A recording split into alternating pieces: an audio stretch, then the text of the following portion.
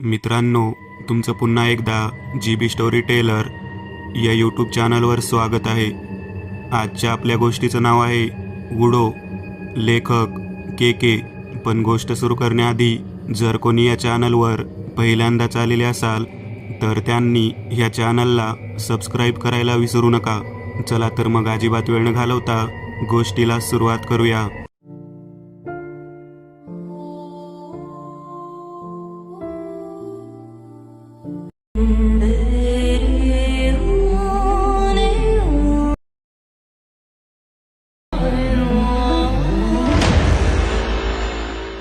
रोशन जहांगीरदार एक नुकताच उदयाला आलेला रॉकस्टार आणि इन्फ्लुएन्सर.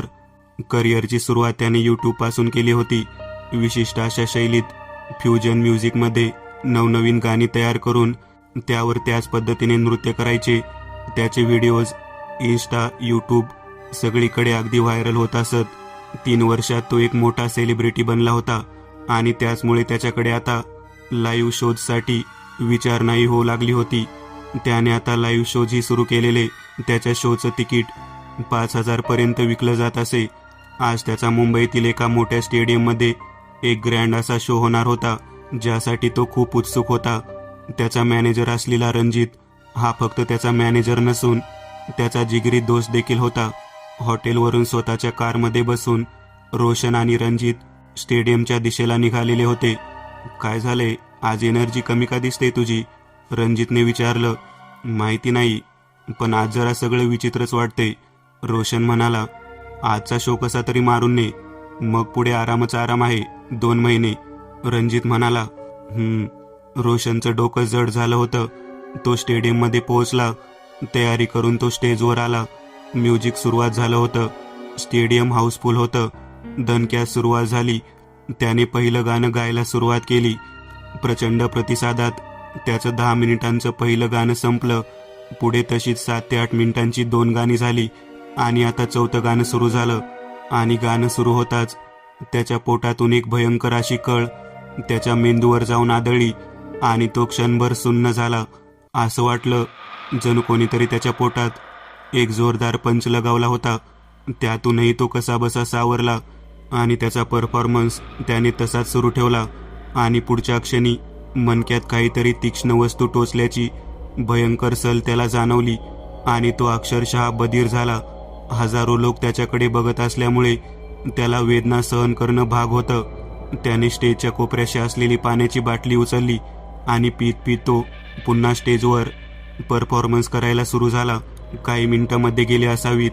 त्याच्या मानेत काहीतरी तीक्ष्ण टोचलं गेल्याची भयंकर वेदना त्याला जाणवली आणि त्याने खांद्याला लावलेलं गिटार खाली टाकत मानेवर हात लावला आणि हाताला ओलसर असं काहीतरी लागलं आणि हाताला लागलेलं रक्त बघून त्याचं डोकंच सुन्न झालं.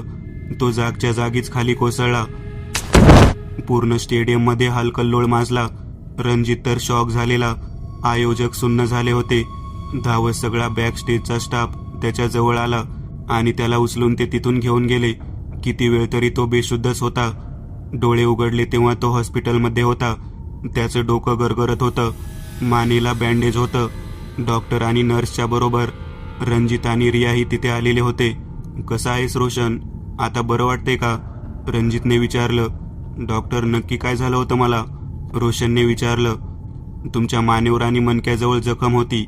खोलाशी जखम, जणू सुई वगैरे टोचली असावी असं दिसत आहे, डॉक्टर म्हणाले आणि तिथून निघून गेले. स्ट्रेंज, हे कसं शक्य आहे? तू स्टेजवर होतास, तुझ्या आसपास कोणीही नव्हतं, मग हे कसं शक्य आहे? मला भीतीच वाटत आहे रोशन, आकांक्षा म्हणाली. हो ना, मलाही काही कळत नाहीये, हे शक्य तरी कसं आहे? रणजित म्हणाला. बरं, आकांक्षाला कळवलंस का काही? रोशनने विचारलं. हो, तिला कळवलं आहे. ती पुण्याहून निघाली आहे. तू आराम कर, आपण बघू काय आहे नक्की. रोशन चांगलाच धक्क्यात होता. त्याला रूममध्ये एकटे सोडून बाकीचे सगळे आत निघून गेले. हे असं आउट ऑफ नोव्हेअर कसं काय होऊ शकतं, हा विचार तो करत होता. तितक्यात दार उघडून एक डॉक्टर आत आला. नाकावर मास्क होतं, अंगावर एप्रान होता. डॉक्टर जवळ आला. How are you? त्याने विचारलं. गुड, रोशन म्हणाला. यू विल फील बेटर, असं म्हणत डॉक्टरने खिशात हात घालून एक रुमाल काढला. रुमालकडे बघत रोशन क्षणभर बधीर झाला, कारण रुमाल पूर्णपणे रक्ताने भिजलेला होता. डॉक्टरने मास्क बाजूला केलं आणि त्याच रक्ताने माखलेल्या रुमालाने तो चेहरा पुसू लागला. त्याचा चेहरा समजायच्या आत तो चेहरा पूर्णपणे रक्ताने भिजलेला होता. रणजित, रणजित, रोशन भीतीने जोरात ओरडला. तो डॉक्टर थंडपणे रक्ताने माखलेला चेहरा घेऊन फक्त रोशनकडे एकटक बघत उभा होता. रणजित धावत आत आला. What happen? रणजितने विचारलं. अरे हा कोण माणूस आहे इथं? रोशन बेडवरून उतरून आता खोलीच्या कोपऱ्यात उभा होता. माणूस? अरे काय बोलतोय तू? इथं आता आपण दोघे सोडलं तर कोणीही नाहीये, रणजित म्हणाला. रोशनचं डोकं सुन्न झालं, कारण तो माणूस त्याच खोलीत तसाच उभा होता, अगदी रणजितच्या अगदी बाजूला. पण तो रणजितला दिसत कसा नाही या गोष्टीने रोशनला धक्का बसला. अरे हा काय? तुझ्या बाजूला तर आहे, रोशन ओरडला. अरे नाहीये बाबा इथं कोणी, तू शांत हो. तो माणूस आता एक एक पाऊल मागे टाकत उलटा चालत वॉशरूमच्या दाराशी आला. दार उघडून तो तसाच आत शिरला. अरे ते बघ ना, दार उघडतंय, रोशन ओरडला. रणजितने बाथरूमच्या दाराकडे बघितलं. अरे दाराला कडी नव्हती त्यामुळे उघडला आहे ते, रणजित म्हणाला. रोशन सुन्न होऊन त्या जागी कोसळला. त्याची मती कुंठित झालेली. काही तासांनी तो पुन्हा शुद्धीवर आला. बाजूला आकांक्षा होती. आकांक्षा म्हणजे त्याची बायको. नुकतंच त्यांचं अरेंज मॅरेज झालेलं, तरीही 6 महिने झाले होते. दिसायला खूप सुंदर होती आणि रोशनचं तिच्यावर प्रेमही तितकंच होतं. काय झालं baby, are you fine? Ranjit म्हणाला की तू मगाशी काहीतरी बडबडत होतास आणि त्यातच बेशुद्ध झालास, आकांक्षाने विचारलं. हो, मला एक माणूस दिसत होता इथं जो रणजितला दिसलाच नाही. आय डोंट नो काय घडते हे. बेबी प्लीज मला एकटं नको सोडूस. रोशन एखाद्या लहान मुलासारखा रडत होता. डोंट वरी, मी आहे ना, आकांक्षा म्हणाली. तू झोप, मी डॉक्टरशी बोलून येते. रणजित, रिया दोघेही तुझ्या त्या आयोजकांसोबत मीटिंगला गेले आहेत. तो 2 लाख रुपये रिफंड मागतोय असं समजलं मला, पण रणजित तेच बोलायला गेलाय, असं म्हणत आकांक्षा तिथून उठून निघून गेली. रोशनने डोळे मिटले. 2च मिनिट झाली होती. त्याच्या चेहऱ्यावर काहीतरी वळवळल्याचं त्याला जाणवलं. त्याने डोळे बंद असलेल्या अवस्थेतच चेहऱ्यावर वळवळणारी वस्तू बोटात धरली. तो एक लांब सडक असा केस होता. रोशनने डोळे उघडले आणि त्याने जे पाहिलं ते काळजाच्या चिंधड्या उडवेल इतकं भयंकर होतं. छताला लागून फिरणाऱ्या सिलिंग फॅनला एक जखड म्हातारी चिकटलेली होती आणि ती पंख्याच्याच वेगाने गरगर फिरत होती. तिचा चेहरा रोशनच्या दिशेला होता. तिच्या चेहऱ्यावर एकही हावभाव नव्हता आणि तिच्या डोक्याचे पांढरे केस खाली गळत होते. चेहरा सुरकुतलेला, डोळ्याखाली काळी वर्तुळं, सडपातळ शरीर आणि अंगावर पेशंट घालतात तसा गाऊन जो रोशनच्याही अंगावर होता. चेहऱ्यावर एक थंड असा भाव आणि खोल गेलेले डोळे त्याच्याकडे बघत होते. फॅनच्या स्पीडसोबत तिचं ते तसं फिरणं पाहून रोशनच्या तोंडून आर्त किंकाळी बाहेर फेकली गेली. ती म्हातारी रोशनच्या अंगावरून खाली पडताना त्याने पाहिली आणि त्या धक्क्यातच रोशन जागच्या जागी बेशुद्ध झाला. आकांक्षा, डॉक्टर आणि नर्स रोशनची किंकाळी ऐकताच रूमच्या आत आले. रूममध्ये रोशन एकटाच होता आणि तो बेशुद्ध अवस्थेत होता. आकांक्षाच्या काळजाचा ठोका चुकला. ती रडू लागली. डॉक्टर, असं काय करतोय हा? नक्की काय होते त्याला? तिने डॉक्टरला विचारलं. मॅडम, मला तर काहीच कळत नाहीये.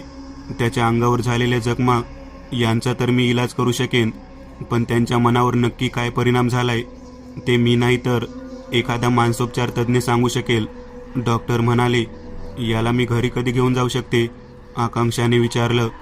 डिस्चार्ज उद्या सकाळी मिळेल, पण एका मानसोपचार तज्ज्ञाचा मी नंबर देतो, त्यांना तुम्ही कॉन्टॅक्ट करा, असं म्हणून डॉक्टर निघून गेले. रात्रभर ती त्याच्या बाजूला बसून होती. दुसऱ्या दिवशी त्याला डिस्चार्ज मिळाला, पण तो अजूनही पूर्ण शुद्धीवर आलेला नव्हता. मध्येच काही बाई बडबडत उठायचा आणि मग परत झोपायचा. डिस्चार्ज मिळता मिळता संध्याकाळ झाली. रात्री त्याच्या खोलीतच ती त्याच्या बाजूला होती. तो झोपेतच होता. तिलाही झोप लागली. मध्यरात्री जोराचा पाऊस सुरू झाला होता. खिडकीतून आत येणाऱ्या पाण्याचे शिंतोडे चेहऱ्यावर पडले आणि तिला जाग आली आणि तिच्या काळजात धस झालं, कारण रोशन तिच्या बाजूला नव्हता. ती ताडकन उठली आणि बेडरूमच्या बाहेर आली. ती आता त्याला आवाज देत देत पायऱ्या उतरून खाली आली, पण तो कुठेच नव्हता. ती किचनच्या जवळ येऊ लागली. आणि तिला किचनमधून एका बाईचा आवाज ऐकू येऊ लागला. ती बाई तमिळ भाषेत काहीतरी गाणं गुणगुणत होती. त्यांच्या घरात काम करणारी बाई तर मराठी होती. मग आताच्या वेळी किचनमध्ये तमिळ भाषेत नक्की कोण बडबडते? ती थरथरत आता किचनच्या दाराशी आली आणि तिने आत बघितलं. आतमध्ये ओट्याजवळ एक बाई पाठमोरी उभी होती. अंगावर एक रेशमी साडी नेसली होती आणि गॅसजवळ ती काहीतरी करत होती. आकांक्षाला काही सुचत नव्हतं. तिच्या येण्याचा अंदाज तिला झाला आणि ती बाई पाठमोरी उभी राहून तमिळ भाषेत बडबडत मागे फिरली. आकांक्षाच्या पायाखालची जमीन सरकली होती, कारण ती बाई म्हणजे रोशनच होता, ज्याने अंगावर साडी परिधान केलेली होती. कपाळावर कुंकू फासून चेहरा त्याने माखलेला होता आणि गॅसवरच्या फ्लेमवर एक भला मोठा उंदीर अर्धवट जळालेल्या अवस्थेत दिसत होता. आकांक्षा जोरात किंचाळली. तिचं ते किंचाळणं बघून घरातील नोकरानी आणि तिचा नवरा हे बाजूच्या खोलीत झोपलेले ते धावत किचनमध्ये आले. रोशनचंही विकृत रूप बघून ते थरारून गेले होते. नोकरांनी सुषमाला समजून चुकलं होतं की रोशनवर काहीतरी अमानवी अशा शक्तीची सावली पडली आहे. ती पटकन फ्रीजच्या जवळ आली. तिथे लटकवलेल्या पिशवीत असलेली लसूण तिने हातात घेतली आणि मागे सरकत तिने लसूण जमिनीवर ठेवत हाताने चिरडली. तिने ते चोथा हातात घेतला आणि बाजूच्या बेसिनजवळ येत एका ग्लासात पाणी घेत तो चोथा त्या ग्लासात टाकून ते पाणी हाताने रोशनच्या अंगावर शिंपडलं. ते पाणी अंगावर पडताच त्याच्या तोंडून एक स्त्री आवाजातील किंकाळी फुटली आणि तो जमिनीवर कोसळला. आकांक्षा नुसती बघत उभी होती. हातपाय गारटले होते तिचे. काय केलंस तू आता? तिने सुषमाकडे बघत विचारलं. बाईसाहेब, लसूणचा नुसता वास आला तरी ही असली पिशाचं तिथून काढता पाय घेतात. साहेबांना भूतबाधा झाली आहे. करणीचा प्रकार आहे असं दिसतंय, सुषमा म्हणाली. आकांक्षाचं काळीज हादरलं होतं. तिचा विश्वास नव्हता, पण तिने जे पाहिलं होतं ते ती नाकारू शकत नव्हती. ते तिघे त्याला घेऊन आता बेडरूममध्ये आले. पुढचा पूर्ण एक दिवस तो नुसता झोपून होता. डोळे उघडले तेव्हा तो आता स्वतःच्या बेडरूममध्ये होता. आकांक्षा बाजूला बसलेली होती. बेबी, कसा आहेस आता? आकांक्षाने विचारलं. ठीक आहे, पण मी घरी कधी आलो? त्याने विचारलं. 1 दिवस झाला. तुला माहितीये, तू पूर्ण 2 दिवस झोपेत होतास. मध्ये मध्ये काही बाई बडबडत उठायचास आणि मग परत झोपून जायचास. अजून बरंच काही झालंय, पण जे झालं ते झालं. आज फायनली तू व्यवस्थित बोलतोयस. तुला नक्की काय झालंय? आकांक्षाने विचारलं. मलाच कळत नाहीये बेबी. रोशन हे सगळं ऐकून रडकुंडीला आला होता. डोंट वरी, सगळं काही ठीक होईल. येऊ का? दाराजवळ रणजित उभा होता. ये ना, आकांक्षा म्हणाली. रणजित आत आला. तुम्ही बोला, मी आलेच. चहा वगैरे घेऊन येते, असं म्हणत ती तिथून निघून गेली. कसा आहेस आता? रणजितने विचारलं. मी ठीक आहे, ते सोड. पण हे सगळं होतंय का यार? रोशन म्हणाला. मला समजलं आहे हे काय आहे नक्की. हा काळ्या जादूचा प्रकार आहे. गेल्या वेळी तुला आठवत असेल, आपण गोव्याला शो करायला गेलेलो. तिथं आपल्याला एक माणूस भेटलेला, बाबू नावाचा. तुझा फॅन होता. यस, तोच ना. टॅरो कार्ड रीडर होता, टॅटू आर्टिस्ट पण होता, आणि शिवाय त्यांनी मला एक ब्रेसलेट दिलं होतं गिफ्ट म्हणून. हो, तोच. मला तुझ्या इथून त्याचं कार्ड मिळालं. मी त्याला सगळा प्रकार सांगितला आणि त्यांनी मला जे सांगितलं त्यावर तुझा विश्वास बसणार नाही. तुझ्यावर उडो नावाचं ब्लॅक मॅजिक केलंय कोणीतरी. रणजित म्हणाला. काय? पण का? मी काय वाईट केलंय कुणाचं? रोशन म्हणाला. आणि बाबूने मला हेही सांगितलं की हे कोणी केलंय. तुझा रायव्हल बीटल्स बँडचा विक्टर, याने केलं हे सगळं. व्हॉट? अरे पण गेल्या वेळी आम्ही भेटलो एका शोमध्ये. किती चांगला बोलला होता तो. माझी तारीफ केली होती. रोशन म्हणाला. हो रे, हे असेच असतात. दाखवतात एक, असतात दुसरेच. रणजित म्हणाला. माझा विश्वास बसत नाहीये यार. मग आता काय करायचं? रोशनने विचारलं. आता आपण त्याची करणी त्याच्यावर उलटवायची. रणजित म्हणाला. काय? नाही यार, असं नको करायला. रोशन म्हणाला. अरे मूर्ख आहेस का? त्याने तुझा जीव घ्यायचा प्रयत्न केलाय आणि तू त्याला माफ करणार? अरे आज तू या थराला गेलाय, उद्या आणखी काही केलं तर? रणजित म्हणाला. रोशन विचारात पडला. पण खरंच त्याने केलंय कशावरून? त्याचा खास माणूस म्हणजे रवी प्रसाद परवा तुझ्या शोमध्ये तुझ्या मेकअपच्या रूमच्या मागे दिसला होता. CCTV मध्ये कॅप्चर झाले ते. इतकंच नाही, रविप्रसादला मी आधी आपल्याच हॉटेलमध्ये गोव्याला देखील बघितलंय. अरे उडोमध्ये ज्याच्यावर करणी करायची असते त्याचा एक फोटो आणि त्या माणसाच्या वापरातल्या कपड्याचा एक तुकडा इतकं पुरेसं असतं. त्यानेच तुझा फोटो आणि कपड्याचा तुकडा एखाद्या काळ्या जादू करणाऱ्याला दिला आहे, यावर मी ठाम आहे. आता माझं ऐक, आपण बाबूला सांगू, तो यातून आपल्याला बाहेर काढेल. त्याला फक्त 50,000 द्यावे लागतील आणि विक्टरचं काम तमाम. रणजित म्हणाला.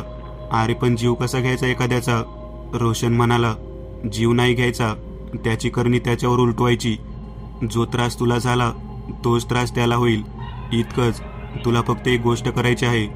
तुझ्या हाताने विक्टरचा हा फोटो आणि त्याच्या टी शर्टचा हा तुकडा एका पाकिटात भरून बाबूला दे. बाबू पुढचं काम करेल. रणजित म्हणाला. नाईलाजास्तव रोशनने होकार दिला. रणजितने इन्व्हलप ऑलरेडी तयार करून आणलं होतं, ते त्याने रोशनच्या हातात दिलं होतं. रोशनने ते उघडून बघितलं. त्यात विक्टरचा फोटो आणि त्याच्या ब्लॅक टी शर्टचा एक तुकडा होता. आपण स्वतः बाबूकडे जाऊ आता आणि त्याला देऊन येऊ. रणजित म्हणाला. मला आकांक्षासमोर काही करायचं नाहीये, त्यामुळे तू आता मीटिंग ठरव, आपण त्याला भेटून येऊ. रोशन उठला. त्याने जीन्स आणि जॅकेट घातली आणि पाकिट स्वतःकडे ठेवलं. ते तिथून निघाले. खोलीतून बाहेर येत असताना त्याला अचानक कोणीतरी मागून चालत येतंय असा भास होऊ लागला. त्याने मागे वळून बघितलं आणि काळजात धस झालं. तोच रक्ताने स्वतःचा चेहरा माखवलेला माणूस नग्न अवस्थेत त्याच्या मागे चालत होता. हातपाय लटलट कापत होते. चेहराच दिसत नव्हता, इतकं रक्त लागलेलं. रोशन काही पावलं सरळ बघत चालत होता आणि आता हळूच मागे बघितलं, पण मागे आता कोणीच नव्हतं. तो पायऱ्या उतरून खाली आला. त्याने परत मागे पाहिलं, पण आता कोणीही नव्हतं. पण तितक्यात त्याला छताच्या झुमरावर तीच म्हातारी बसलेली दिसत होती. रोशनच्या काळजाला अजून एक हादरा बसला होता, पण तो घाईघाईत घराबाहेर निघाला. ते पाकिट त्याच्याकडेच होतं. बाबू कालच मुंबईला आला होता. तुझ्या त्या स्टेज शो बद्दल त्याला समजलं आणि तो भेटायला आला होता मुंबईला. पण का कुणास ठाऊक तो हॉस्पिटल वॉर्डमध्ये येऊन परत गेला. त्याचा मला कॉल आलेला, तेव्हा मी त्याला सगळं सांगितलं आणि मग त्याने मला सत्य काय ते सांगितलं. तो सध्या एका लॉजवर थांबलाय. रणजित म्हणाला. गाडी सिग्नलला थांबली होती. ट्रॅफिक जाम होतं. आज खूप दिवसांनी रोशन बाहेर निघाला होता. त्याने खिडकी उघडून बाहेर बघितलं. काही वेळातच अचानक गदारोळ ऐकू येऊ लागला. लोकांचा आरडाओरडा सुरू झाला. काय झालं? ॲक्सिडेंट झालाय का पुढे? रोशनने विचारलं. माहिती नाही, चल उतरून बघू, रणजित म्हणाला. ड्रायव्हर गाडीतच थांबला. आता ते दोघे उतरून ट्रॅफिकमधून मार्ग काढत पुढे चालत आले. समोर गर्दी जमलेली. एका महिलेला एक कारने धडक दिलेली आणि तिची गाडी पडली होती. महिलेला किरकोळ जखम झालेली, पण आता सगळं पब्लिक कारवाल्याला घेरून होतं आणि गदारोळ सुरू होता. रोशनने नजर उंचावत गर्दीतून पुढे पाहिलं आणि त्याचं डोकं चक्रावून गेलं, कारण रोडच्या मधोमध एका पुरुषाचं विवस्त्र प्रेत रक्ताच्या थारोळ्यात पडलं होतं. पण त्या प्रेताकडे कोणाचं लक्षच नव्हतं. सगळे त्या बाईकडे आणि त्या कारवाल्याकडेच फोकस करून होते. अरे त्या माणसाला उचला ना, रोशन गर्दीतून ओरडला आणि पुढच्या क्षणी तो माणूस जमिनीवरून उठून उभा राहिला आणि विभत्स असं दृश्य रोशनच्या दृष्टीस पडलं. त्याचा एक हात आणि एक पाय जमिनीवरच शरीरापासून वेगळा होऊन पडलेला आणि तो व्यक्ती आता विकृतपणे हसत रोशनकडे बघत होता. रोशनच्या काळजाचा ठोका चुकला. रणजित, चल पटकन इथून, मला काही बरोबर वाटत नाहीये, असं म्हणत तो मागे वळाला आणि आता मात्र डोक्याला मुंग्या आल्या, कारण आता मागे काहीच नव्हतं. पूर्ण रस्ता सुनसान होता. फक्त दूरवर त्याला तीच म्हातारी उभी दिसत होती, जी त्याला हॉस्पिटलमध्येही दिसली होती. रोशनच्या हातापायातली ताकदच नाहीशी झाली. त्याने आता पुन्हा मागे वळून पाहिलं. जिथं सगळा गदारोळ सुरू होता, आता तिथंही काहीच नव्हतं. फक्त त्या व्यक्तीचा तुटलेला हात आणि पाय जमिनीवर होता. कोणीतरी त्याच्या खांद्यावर हात ठेवला. रोशन दचकला आणि मागे वळून पाहिलं तर तोच व्यक्ती रक्ताळलेला चेहरा घेऊन त्याच्या मागेच उभा होता. रोशन किंचाळत भानावर आला. तो गाडीतच होता हे त्याला आता लक्षात आलं होतं. त्याचा आवाज ऐकून ड्रायव्हरही दचकला आणि रणजितही. काय झालं रे? रणजित म्हणाला. नथिंग. खूप भयंकर स्वप्न पडलं आता, तेही जागेपणी. खरंच ही करणीच आहे. मला काही नीट वाटत नाहीये. रोशन म्हणाला. आता 15 मिनिटातच ते त्या लॉजच्या जवळ येऊन पोहोचले जिथं बाबू स्टे करत होता. गाडीतून उतरून आजूबाजूला न बघता रोशन रणजितच्या मागे चालू लागला. रूम नंबर 105 मध्ये बाबू थांबला होता. ते दोघेही बाबूच्या खोलीत आले. बाबू टीव्ही बघत बसला होता. रोशन सर, कसे आहात आता? बाबू म्हणाला. मी ठीक आहे यार, पण आता मला परत आधीसारखं नॉर्मल बनवणं सर्वस्वी तुझ्या हातात आहे. रोशन म्हणाला. तुम्ही काळजी करू नका रोशन सर, मला समजलं आहे हे सगळं त्या विक्टरने केलंय. तुमच्यावरती उडो ही काळी जादू करण्यात आलेली आहे. या जादूमध्ये टार्गेटच्या रोजच्या वापरातला एक कापडाचा तुकडा, त्याचा एक चांगला फोटो आणि एक काळी बाहुली या साधनाचा वापर केला जातो. त्या काळ्या बाहुलीला तुमचा एखादा केस किंवा नख वापरून मंत्रवलं जातं आणि मग त्या काळ्या बाहुलीला सुई टोचली तर तुम्हाला सुई टोचल्याची वेदना होते. त्या काळ्या बाहुलीचा हात पिरगाळला तर तुमचा हात पिरगाळण्याची वेदना तुम्हाला इथे जाणवेल. बाबू म्हणाला. अरे ते तर आहेच आहे, पण मला सतत एक माणूस आणि एक म्हातारी दिसत आहे. त्या माणसाचा चेहरा तर मला दिसला नाहीये, पण तो सतत चेहऱ्यावरती रक्त माखलेल्या अवस्थेत दिसतो. आणि ती म्हातारी मला त्याच हॉस्पिटलच्या ड्रेसवर दिसते जिथे मला ॲडमिट करण्यात आलं होतं. हा काय प्रकार आहे? रोशनने विचारलं. हा उडो जादूचा प्रकार आहे, जिथे काळी जादू करणाऱ्या माणसाच्या कंट्रोलमध्ये असलेले अतृप्त आत्मे टार्गेट केलेल्या व्यक्तीवर सोडले जातात, जे त्याला घाबरवतात आणि मनोबल खच्ची करतात. तुम्ही घाबरू नका. मला असं समजलं आहे की तुम्हाला हॉस्पिटलला ॲडमिट केल्यानंतर कोणतीही शारीरिक वेदना झालेली नाहीये. याचा अर्थ की तुमच्यावर केलेला उडो मॅजिक फार तीव्र नव्हता, त्याची तीव्रता कमी झालेली आहे. उडो ब्लॅक मॅजिकवर तोड एकच असतं, ते म्हणजे आपल्यावर ज्याने उडो मॅजिक केलंय त्याच्यावर ते उलटवायचं, तरच यातून तुमची सुटका होईल. बाबू म्हणाला. माझं आणि रणजित सरांचं बोलणं झालं होतं, त्यानुसार मला तुमच्या हातूनच ते पाकिट घ्यावं लागेल ज्यावरून मी विक्टरवर उडो मॅजिक करेन. मला ते पाकिट द्या आणि पुढचं सगळं माझ्यावर सोपवा. हिताई दंडाला बांधा, कसलाही त्रास होणार नाही. बाबू म्हणाला. रोशनने खिशातून ते पाकिट काढून बाबूला दिलं आणि रणजितने 50,000 रुपयेही दिले. तुम्ही दोघे आता जावा आणि निवांत राहा.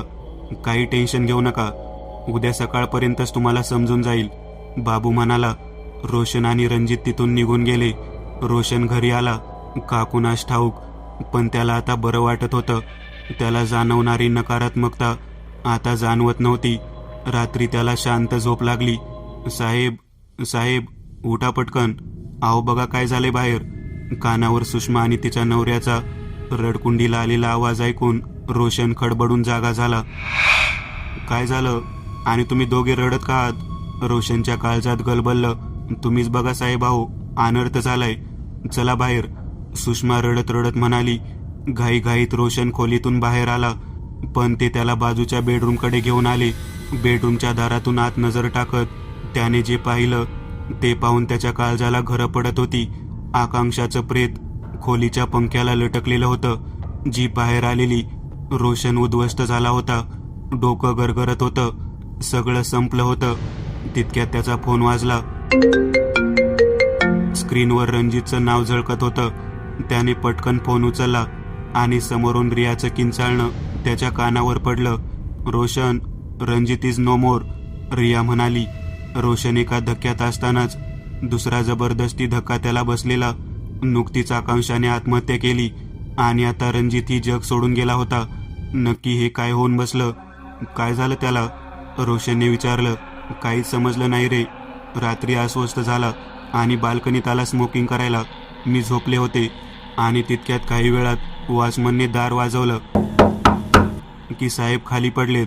रिया रडत होती. रोशनचा स्वतःच्या कानावर विश्वास बसत नव्हता. नक्की हे सगळं उलट कसं झालं?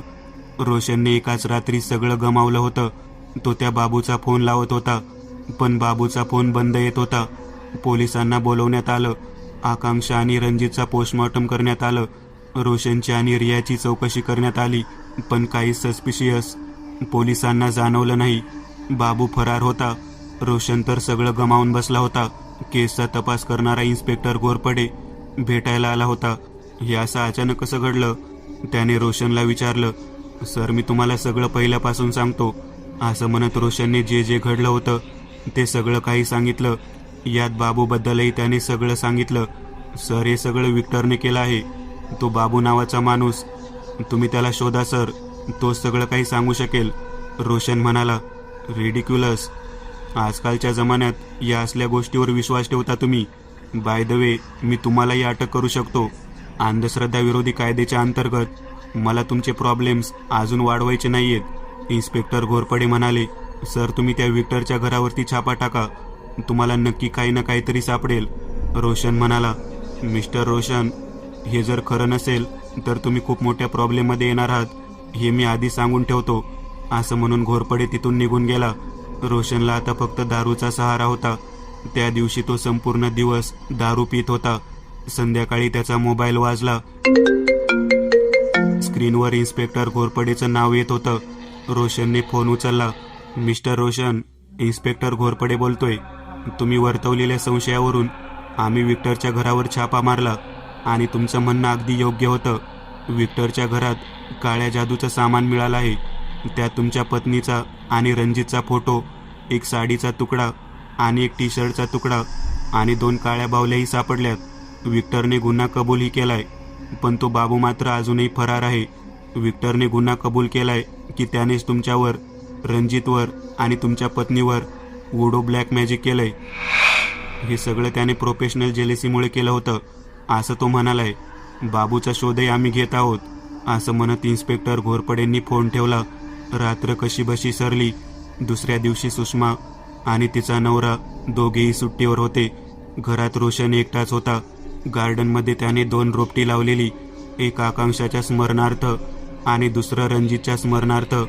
तो तिथून आत आला आणि त्याने वाईनची बाटली बाहेर काढली. स्वतःचा ग्लास भरता भरता त्याने आता दुसरा ग्लासही भरला. मागून आलेल्या एका स्त्रीने त्याला मागून मिठी मारली आणि तो ग्लास उचलला आणि ती त्याच्या समोर येऊन बसली. Finally we are together. वाईनचा घोट घेत ती म्हणाली. Yes Riya, finally we are together. Roshan विकृतपणे हसू लागला. खूप टफ होतं ना? तिने विचारलं. हो, म्हणजे काय? आधी स्वतःवरच उडो मॅजिक करून घेणं, अंगावर जखमेच्या वेदना सहन करणं सोपं थोडीच होतं. हो रे, मलाही खूप ॲक्टिंग करावी लागली. पण मला बरेच प्रश्न आहेत. आकांक्षा आणि रणजितचं अफेअर होतं हे तुला कधी समजलं? कारण मला इतके दिवस वाटायचं की फक्त मीच त्याला फसवत आहे, पण तोही आपल्याला फसवतोय हे नव्हतं माहिती. हे तर मला आज समजलं जेव्हा मला तू सांगितलंस. आणि दुसरं म्हणजे त्या विक्टरने हे सगळं कबूल कसं काय केलं? आणि तो बाबू, तो कुठं गायब झाला? रियाने विचारलं. अगं, रणजित आणि आकांक्षा कॉलेज टाईमपासून एकमेकांना ओळखत होते. त्यांचं त्यावेळी अफेअर देखील होतं. आकांक्षाचे पॅरेंट्स तिला घेऊन पुण्याला शिफ्ट झाले. माझी आणि रणजितची ओळख नंतर झाली होती, ज्यावेळी त्यांनी तुझ्याशी लग्न केलं. खरं तर मला तू पहिल्या नजरेतच आवडली होतीस. आणि मुख्य म्हणजे माझ्यासाठी आकांक्षाचं स्थळ यानेच आणलं होतं. या दोघांचा प्लॅन आधीपासून असाच होता, कारण तुझ्यासोबत लग्न झाल्यामुळे तो आकांक्षासोबत लग्न करू शकत नव्हता, म्हणून त्याने मला बळीचा बकरा बनवला. माझं करिअर एकदम रॉकेटसारखं पीकला गेलं होतं. माझ्याकडून त्याला पैसाही मिळाला होता आणि माझ्या बायकोसोबत त्याला अफेअरही करता येत होतं. मला हे सगळं 6 महिन्यांपूर्वी समजलं, जेव्हा आपण नुकतेच एकमेकांच्या जवळ आलो होतो. एक दिवस माझा नाशिकला शो होता. त्यावेळी हा आजारी पडल्याचं नाटक करून इथं आलेला, आकांक्षासोबत मौज मजा करायला. माझ्याकडे या घराच्या सगळ्या CCTV फुटेजचा एक्सेस होता. हे याला काय, तिलाही माहिती नव्हतं. मला का कुणास ठाऊक असं वाटलं की बघावं नक्की आकांक्षा बरी आहे का, म्हणून मी ते फुटेज बघितलं आणि तेव्हाच ठरवलं या दोघांना संपवायचं. गेले 6 महिने मी हा प्लॅन करत होतो. बाबू हा एक ब्लॅक मॅजिशियन आहे हे मला 4 महिने आधी समजलं होतं आणि तेव्हापासून मी त्याला सोबत घेऊन अप्लाय करत होतो. माझ्या स्वतःवर देखील काळी जादू करून घेण्याचा प्लॅन माझाच होता. मग पुढे बाबूचा इथे येऊन रणजितला भेटणं हेही प्लॅनचा भाग होता. रणजितनेही इनोलप माझ्याकडे ठेवायला दिलं होतं. विक्टरचा फोटो आणि त्याच्या टी शर्टचा तुकडा होता, ते मी जॅकेटच्या उजव्या खिशात ठेवलं होतं. पण बाबूला देताना मी माझ्या जॅकेटच्या डाव्या खिशातलं पाकिट दिलं, ज्यात रणजित आणि आकांक्षाचा फोटो आणि त्या दोघांच्या कपड्याचा तुकडा होता. बाबूला मी 1.5 लाख रुपये ऑलरेडी दिले होते. त्याला मी स्पष्ट शब्दात सांगितलं होतं की उडो मॅजिकचा वापर करून या दोघांनाही आत्महत्या करायला भाग पाड. आणि तसंच झालं. विक्टरवरती देखील आम्ही उडो मॅजिक केला आहे, ज्यात त्याला हिप्नोटाईज करण्यात आलं की तो सगळा गुन्हा कबूल करेल. त्याचा खास माणूस रवी प्रसाद मला 2 वेळा भेटला होता. तेव्हा त्यानेच मला विक्टरचा एक फोटो आणि शर्टचा तुकडा दिला होता. पण रणजित असं समजत होता की रवी माझ्यावर नजर ठेवून होता. आणि राहिला प्रश्न बाबूचा, तर तो इथेच आहे, याच बंगल्यात. चल भेटवतो तुला, असं म्हणत रोशन तिला घेऊन गार्डनमध्ये आला. त्याने नुकत्याच लावलेल्या 2 झाडांच्या दिशेला तिचं लक्ष वेधलं. अरे इथं तर फक्त 2 झाडं दिसत आहेत, जी तू आताच लावली आहेस. इथे बाबू कुठे दिसतोय? रियाने विचारलं. ओ बेबी, त्याला वर शोधायला जाऊ नकोस, तो जमिनीच्या खाली आहे, ज्यावर ही झाडे लावली आहेत, असं म्हणत तो विकृतपणे हसत सुटला. मी एक नवीन चॅनल ओपन करत आहे, त्यावर तुम्हाला ॲनिमेटेड हॉरर स्टोरीज पाहायला मिळतील. त्या चॅनलची लिंक या व्हिडिओच्या डिस्क्रिप्शनमध्ये दिलेली आहे. चॅनलला सबस्क्राईब करायला विसरू नका. मित्रांनो, आज पुरतं एवढंच. तुम्हाला जर काही गोष्ट आवडली असेल तर नक्की लाईक करा. तुमच्यापैकी बरेचसे जण व्हिडिओ लाईक न करताच पळून जातात. पण हा जर व्हिडिओ तुम्ही लाईक केला तर मला जरा बरं वाटेल आणि असेच भारी भारी व्हिडिओ बनवायची माझ्यात एनर्जी येईल. त्यामुळे नक्की लाईक करा. आणि अजूनही कोणी या चॅनलला सबस्क्राईब केलेलं नसाल तर लगेच सबस्क्राईब करून टाका. आणि बाजूची घंटी ती मात्र दाबायला विसरू नका. देवाची घंटी आहे ती. चला तर मग पुन्हा भेटूया अशीच एक आगळी वेगळी गोष्ट घेऊन पुढच्या भागात.